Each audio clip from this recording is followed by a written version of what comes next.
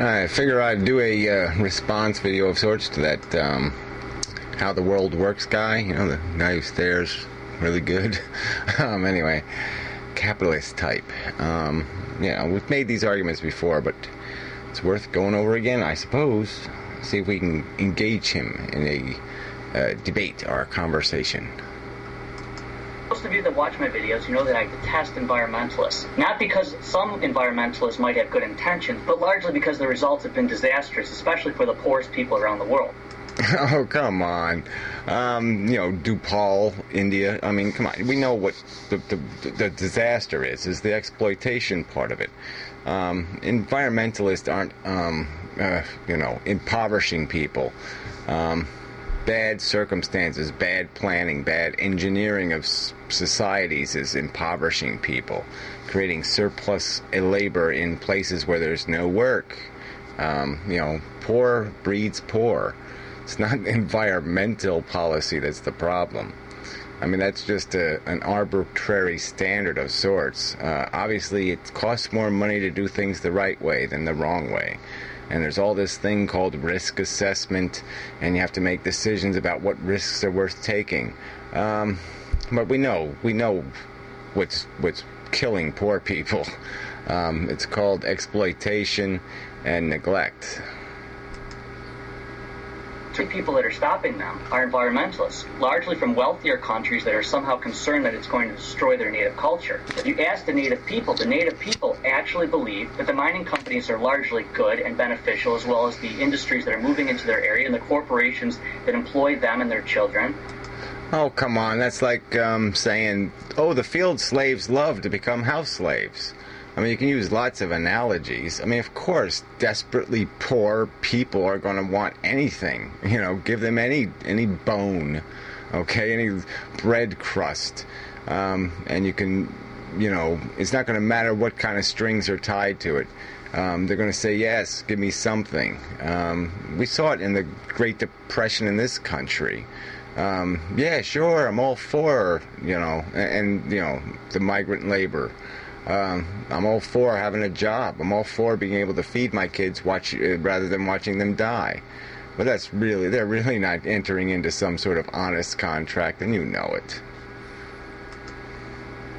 But the environmentalists are largely against it. That is one of the major reasons why I'm against environmentalists on the planet. What they're doing is creating more poverty. Most of what... Oh, come on, it's just so unfair to say they're creating the poverty. No, our gluttony is creating the poverty. You know, we just don't think it's worth spending the money. But to say environmentalists are running the world is just... it's fucking silly. You know, we don't do things the right way until, you know, an Exxon Valdez happens or some other frickin' disaster. And then we're forced to do things instead of the cheapest way possible. Maybe a way that actually, you know, does something to eradicate the possibility of mayhem. They do does not create cleaner air. It doesn't create cleaner water. Well, that's just such bullshit. I mean, we have cleaner air and water because of environmental policies that were imposed, because there was restrictions put on what you could do. If we didn't have those restrictions, the Great Lakes would be the Great Swamps. I mean, it's just a fact. You can't deny the fact. The free market wasn't going to take care of the problem. Society in general had to take care of the problem, and they had to impose some sort of minimum standards. I mean, it's just fundamental logic, all right, that people don't mind pissing in somebody else's drinking water. One thing that has been proven to create cleaner environments throughout history is wealth. Wealthy people... Oh, you know, what, you know, that's just so idiotic. I mean, wealth creates pyramids. You know, you know, yeah, obviously, yes, let's make everybody rich. But guess what? You can't get rich for free. You know, you can't have leisure for free. And you can't spend the extra money to do things right for free. Somebody has to pay for it, idiot. People have largely been able to clean up their messes that they create. Poor people don't have the wealth or... Well, how much of the mess in South America have we ever cleaned up? I mean, that's another. Just say something. It doesn't mean anything. We've obviously learned how to export our messes. Okay, so we export it to some other country and make it their mess. All right, that's where our toxic waste dumps are now. But we haven't even cleaned up the ones here. I live in a state that's got, all these super fun disaster sites that are full of, who knows what kind of, mutation chemicals. And, private industry didn't take care of it. Free markets didn't take care of it. No, it has to be paid for by the government. The resources to be able to do that. And you need to build wealth in those countries in order for them to be able to clean up their mess. Well, look, obviously, who's against building infrastructure in other countries? But who's going to pay for it? Who's going to do the productive labor? And how do you do it if there's no infrastructure? And that we'll fight about later. But you say the infrastructure allow some owners to own some serfs, and that's how you build infrastructure. And somebody else might argue that now people are a little too smart for that kind of arrangement anymore. We're really not stupid enough to just walk into a slavery trap. We can be forced into one, but we just don't walk into them anymore. And I spoke about that monster from Austria who raped his daughter thousands of times, locked her in a cell with her babies died, and then he gets to be put in a 12 by 16 cell with a dog, a computer, and television paid for by the taxpayers. Now, a letter. Yeah, well, we sort of agree on this subject, but I'll just point out how we might differ. Because you used the word punishment, and that's really not the point. The point is to create deterrence. There's two ways of looking at it. First is the issue that, yes, you have to make crime pay. Duh. So yeah, the Amazing Atheist is full of shit. Okay, we don't have any responsibility to let the system break down, really, to accept that people are crazy not by their own fault. All right, yeah, it's a deterministic universe. You can't blame the individual. It has nothing to do with that. It has to do with the practical matter that you have to create psychological deterrence in people's minds. You have to give them some sort of reason to be apprehensive on acting on their deviant psychology, and deviant psychology exists, and it needs to be deterred from acting. All right, so that's why you punish them, but it's not for the sake of punishment. And as to the rehabilitation argument, who the fuck cares? Yeah, it'd be nice if it was possible, but there's lots of people that can't be rehabilitated, and so you might as well just call them what they are. Mad dogs. They're rabid animals, and you don't go out and beat them with a club. You don't take this sick animal and harm it some more, but you do rationally and sensibly put it out of its misery and put society out of the blight. It only makes sense. You don't sit there and keep a rabid dog alive, even in a cage, because it's neither good for the dog, and the risk of the dog getting loose isn't worth it. So yeah, we agree, pretty much, but we agree for the different reasons. But my next argument is my absolute favorite of all. It's the myth of peak oil. Many people who don't understand basic economics think that at the rate that we're using oil right now, we are going to run out of it. Well, look, see, this is where your whole thing falls apart, because you got to concede that most of what we are, the industrial revolution, was fueled by cheap energy. All right, energy's not going to be cheap anymore. That's the nature of peak oil. It's not going to be cheap anymore. You talk about the fact that, well, as the price goes higher, we'll use the alternatives. Yeah, but the price is going to have to get really high. All right, that's going to be a huge drag, a huge ball of friction on any kind of progress and productivity. Because you don't have this free horsepower, okay, that you can just pull out of the ground anymore. It's not going to be free. And all the alternatives are 1/10 kind of solutions. I mean, if oil is 100% on an efficiency scale of cost to, from how much it costs to extract to a useful purpose, then, nuclear power is a 10, windmills are a 5. It's a rough equation. Just to replace the oil we're using in this country is 5,000 nuclear power plants. Good luck with that one. It's peak oil it means something. It means something radical is going to have change in how we industrialize, number one, the rest of the world that wants to industrialize, because that can't happen. And our gluttony, our lavish lifestyle. We use most of the oil in the world, most of the energy in the world. And something's got to give. You can't have it all. So it means something. Enough coal here to outdo all of the Middle East. That is exactly what I'm thinking. Without the government stepping in and forcing... Yeah, well, look, the government has to step in because we know what's going to happen. The same kind of China syndrome, nuclear-wise, but now there's another China syndrome, which is they burn all that coal, and the dirt falls on our country. All right, and it's going to be a consequence to that. And you can keep denying that there's any kind of environmental circumstance to all this stuff. But there's certain facts you just can't get past. I mean, trees are blooming earlier and earlier. The climate is changing, whether you want to say it doesn't have anything to do with our industrialization or not. It doesn't really matter to me.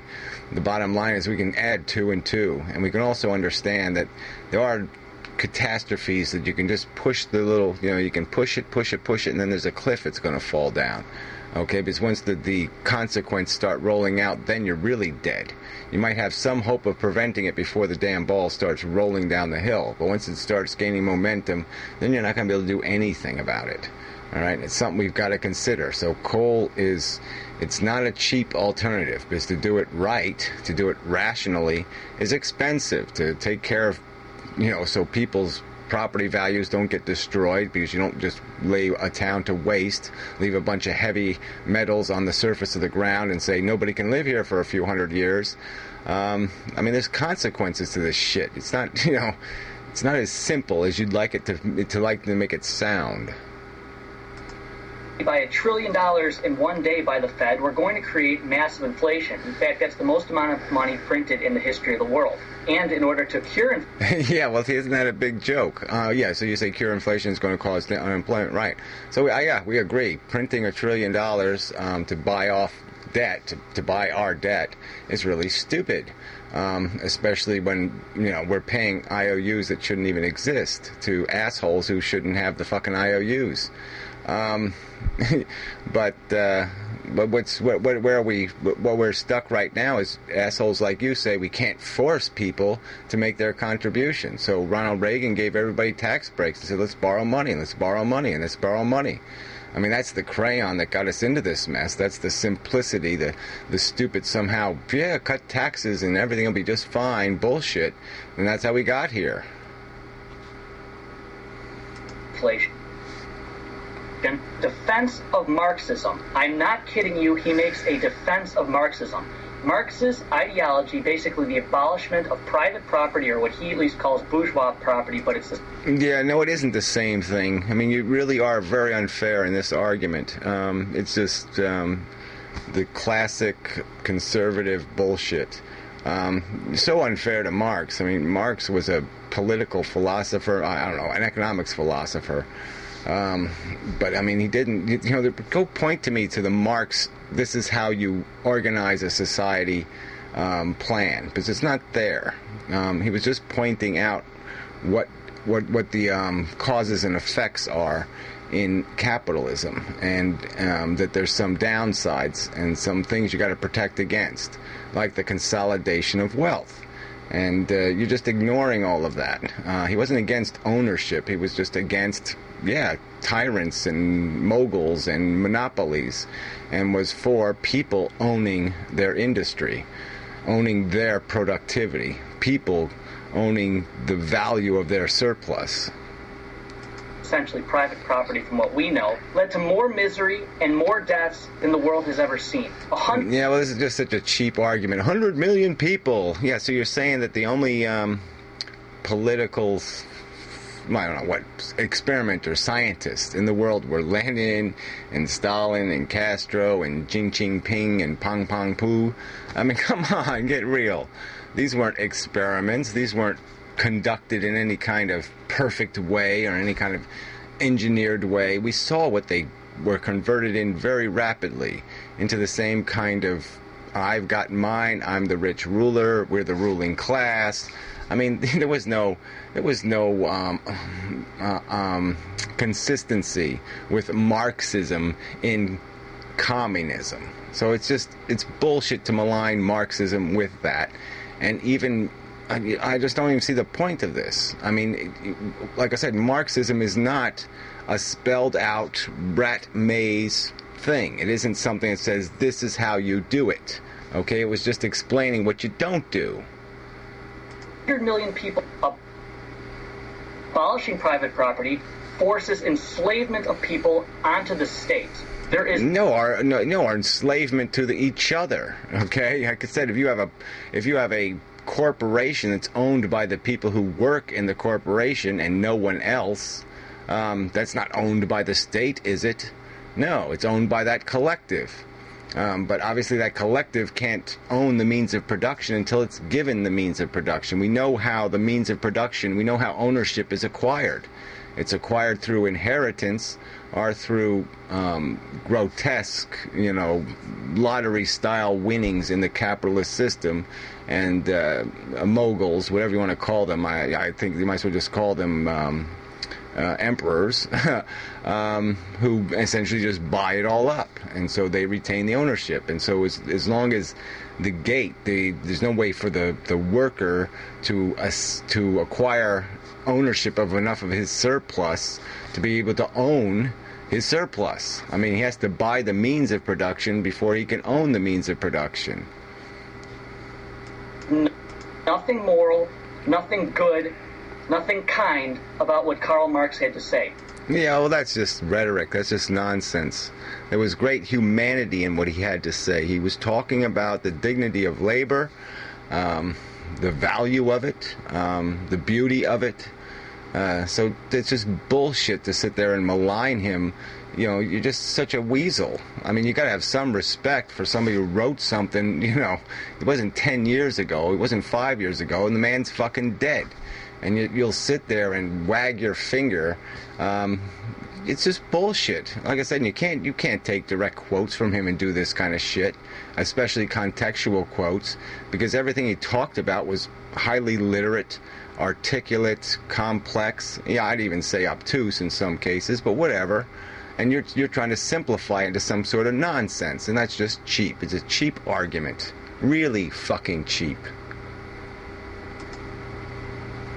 Period. And every time it was tried, anytime anyone looked at his ideology and tried to bring it to society, there was abject misery and famine. Conversely. Yeah, well, that's just such, like I said, there's no point in making these arguments. So, yeah, they tried to impose it in chaotic circumstances, and people have failed doing that.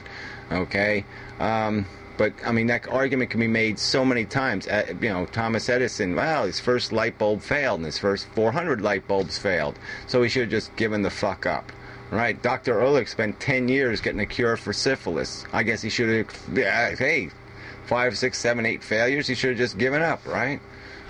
Come on, it's just a bullshit argument. Not one civilization in the history of the world with de jure private property rights and rule of law has ever experienced a famine. Yeah, and except in the populations that they might exploit, or where they might be importing their extraction. England didn't. There was no famine for them because they could steal somebody else's crops, and so I mean, that doesn't really make any sense. I mean, as long as there's haves and have-nots, obviously the have-nots are the ones who are going to be on the shitty end of the stick, and they're going to do the famining, and then the people in the owner society is going to sit there and say, look how everything worked just fine. Well, it didn't work just fine. There was a consequence. And there was a consequence to slavery, and there's a consequence to involuntary servitude, and there's a consequence to exploiting excesses in labor markets. And you're just going to keep pretending that doesn't exist. I mean, most cholera in the world happens in poor communities. What does that mean? That it only happens because because they didn't declare themselves capitalists? No, it happened because they're poor. Okay, and they don't have the means to prevent it. They are essentially bankrupt. The only reason why those European countries have been able to survive is because of capitalism and free markets. Well, that really isn't the argument, is it? we're not talking about the survival of the nations. I mean, it's kind of silly to even say that. Survive. Of course they could survive. Castro has survived. His economics, anyway. But yeah, I mean, the point is that we're talking about a society that isn't free market capitalism to its extreme. No, it's modified. It's regulated. People have education for free, and they have health care, and they have a lot of things socialized. All right, I mean, it's not communism, so therefore you're going to say it's not socialism. I mean, it's a stupid argument. And they're doing it within they're playing the game. They're still have a market. They just have a regulated market. I'm sorry, there is no defense of Marxism. Period. 100 million people dying. Well, yeah, whatever. Again, Marx didn't kill 100 million people. I don't think if anybody was honest to what he wrote, okay, if they didn't butcher it to pieces, if they didn't violate it fundamentally, there's nothing in theory saying those principles can't be applied, okay, because they haven't been. So you tell me what society honored Marxist principles. You tell me what communist society honored Marxist principles, and didn't end up with palaces and, party members versus non-party classism, that didn't throw classism right back into the game. I mean, even this you call China is probably communist to you, right? Yeah, but there's billionaires driving around. So how does that make any sense? Is that true to Marxism? Come on. Is enough. When giving it to the many. No, there is nothing moral about that. There is nothing good about that. That's a disgusting ideology. Taking from people via force is barbaric. Yeah, right. Engineering is barbaric. Whether you take from them by force or you don't give to them. So there's lots of arguments that can be made. If we abolish inheritance over $1 million and $10 million for one single estate, so it's only $1 million to any individual and only $10 million from one single estate.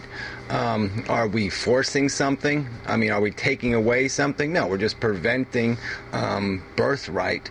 That's all. We're just saying, well, birthright doesn't have anything to do with earned money. You make some example in another video where you talk about when somebody goes to buy something, they have to prove they've done something productive. They have to pull over the goods.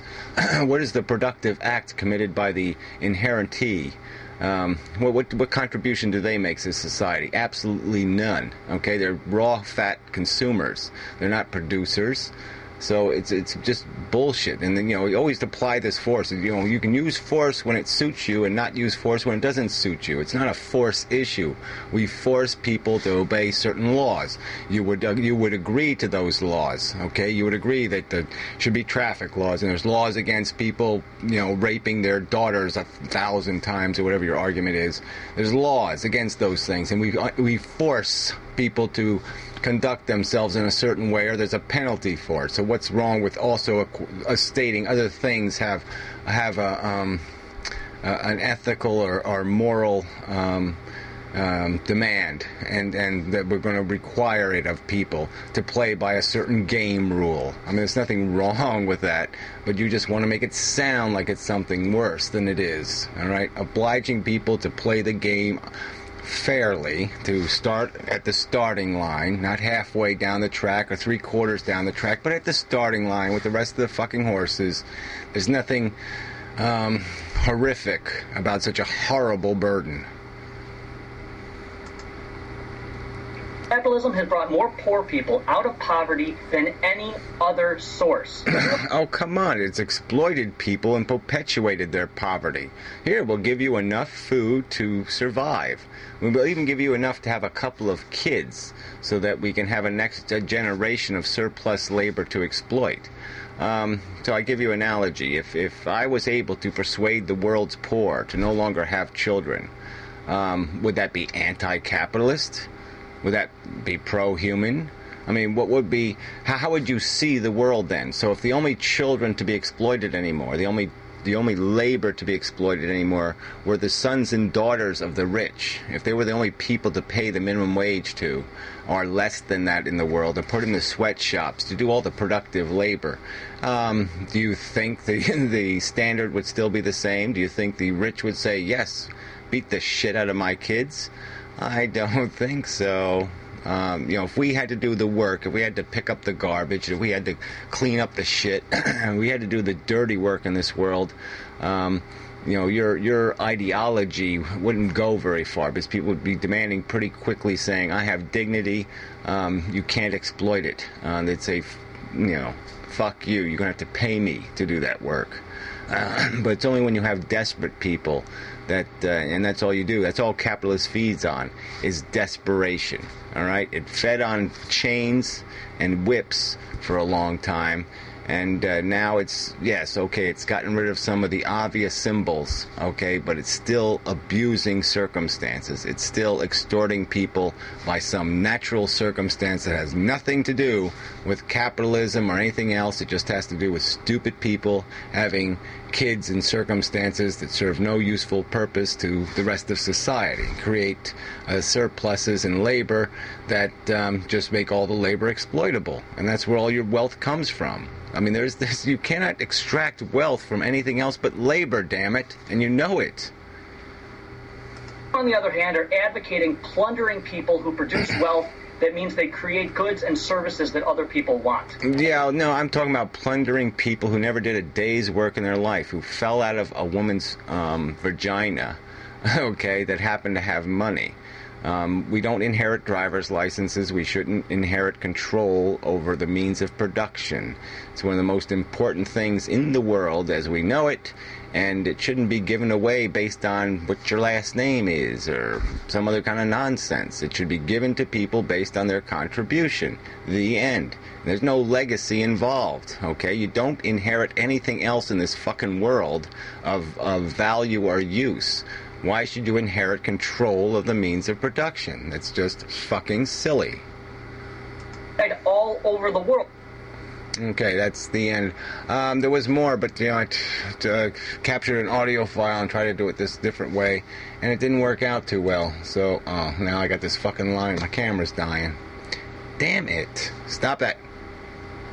Fuck. Well, I'll just make this a shitty small video. That's a bad start, though. Shitty video. Alright. Well, I mean, it's 26 fucking minutes, too. Big compression coming, so I'll just make a little tiny file, hopefully. Because it's going to be shitty. I have to plug in the other camera, apparently. Look, this is engineering, okay? Finishing up. This is engineering.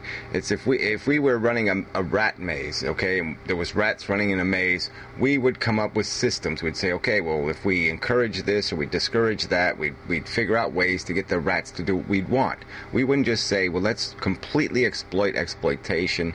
Let's create too many rats, and so they really have to fight with each other, and the stronger will survive. We wouldn't sit there and take Darwinian principles to any kind of fucking extreme. No, we try to minimize the losses, make things as efficient as possible, and not feed exploitation, not feed instruments that might be productive in one way, okay, in terms of getting rats to cheese, but that would be very unproductive in the sense that it left a bunch of dead, brutalized rats on the ground. All right, there's an equation here. Just success isn't defined by the goal. It's defined partly by how you get to the fucking goal. All right, and there's a real equation there, and you're just going to ignore that, but you're just going to keep pretending that this capital engine feeds on something other than the sweat it extracts from people, than the sacrifice it extracts from people, than the surplus it extracts from their labor, the value it extracts from their labor. The ownership of those people. That's the bottom line. We're talking about ownership. And one rat shouldn't own any other rats. It's a simple principle.